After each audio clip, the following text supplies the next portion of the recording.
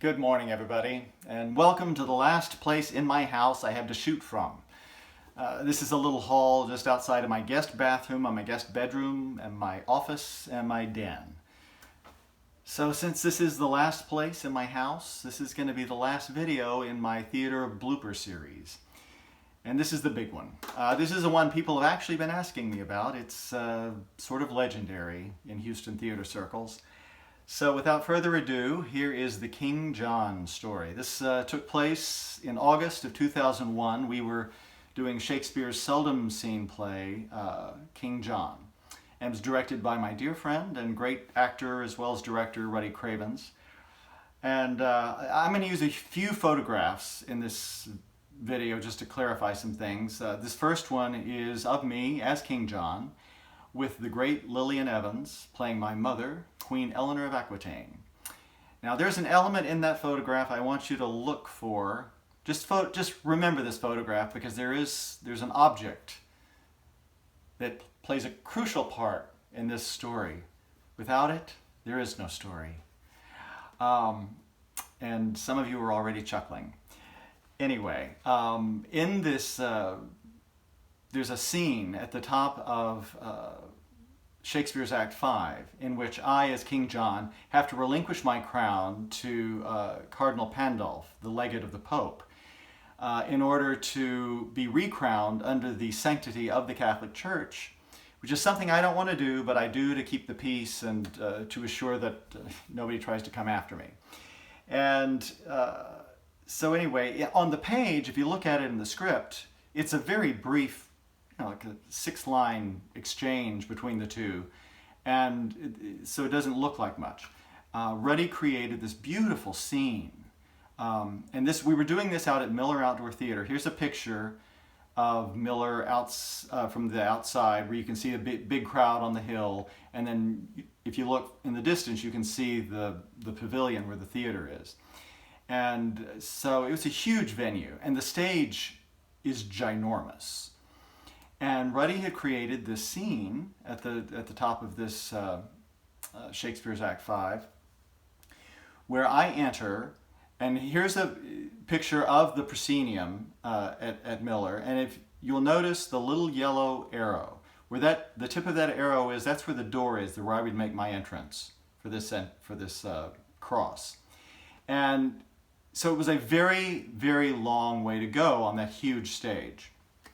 And in the scene, Ruddy set it up very stately. It's just beautiful. And I had this long cape on with a big train, and it was majestic. And there was a beautiful Agnus Dei or something, boy soprano singing in the background as I made this long, stately cross. I moved very slowly, just let people drink me in. It was beautiful. It's a beautiful moment. And so on this one particular night, I come out and I make my very stately cross, and I get to Kent Johnson, and I reach up, and there's nothing on my head. I've forgotten to put my crown on. Now, understand, I had this mic cord around my head for the sound system, and so it felt like there was something around my head, so it didn't even occur to me that I had failed to put my crown on in a scene about a crown. And I immediately panic, and Kent is watching me as I crunch my hair like, did I just miss it? And you saw that picture. You don't just miss that crown. And Kent's just shaking his head, no, it's not there. So I didn't know what to do, and I've thought since about other solutions that would have been less time consuming, but what I did was I made this very slow circle around and exited the stage just slightly more quickly than I had made the entrance. And when I get backstage, it's pandemonium. People are looking for that crown. Where's his crown? Where's his crown? Finally, somebody suggests that I use Dwight Clark, who's playing the Dauphin of France, to use his crown. So we grab Dwight's crown, I put it on, I go to make my entrance again, and I look out there, and I notice that John Smetak, who was playing an attendant in in the play, had retrieved my crown and he was standing on stage with it. So I could go back out and we could continue the play as it's supposed to be done. And so I threw off that Dwight's crown, made my very stately cross back out there, and we did the scene. Now, I was mortified. I've never been as just completely embarrassed and humiliated in my life. So after the show was over, Ruddy Cravens, the director, had been in the house that night. So I go up to him and I am just apologizing profusely. And God love Ruddy. He was laughing. He said, "Oh, thank you, Joel." He said, "That's the funniest thing I've ever seen in the theater." And then he explained, he said, "Well, you got to understand, I was in on the joke." He said, "I knew from the minute you made that entrance that you didn't have your crown on, and I knew you didn't know." So he got the best joke in the house. For everybody else in the audience, they were probably thinking, "I didn't understand that crown bit. Maybe that's why this play is never done. That crown scene is very confusing." Live theater.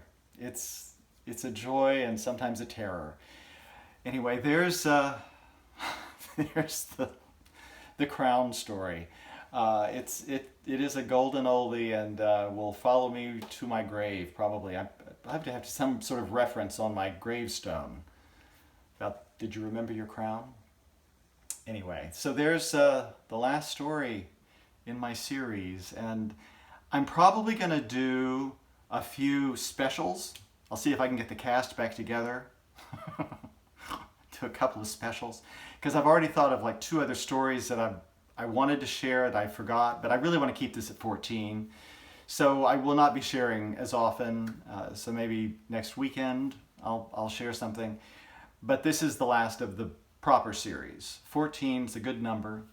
And as I say goodbye to you all for this particular installment, I just want to again express my love to everyone, that we're hanging in there and we're getting through this quarantine situation. It's been a real issue for some folks.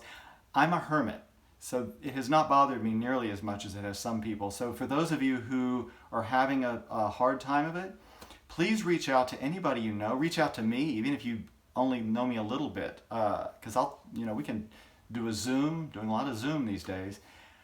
But it's important to touch base with folks and understand that, we're all in this together and we're going to get through it. So there it is, episode 14. And I hope you've enjoyed it. It's been really interesting trying to get through these things in a coherent way, because I tend to ramble. So there it is.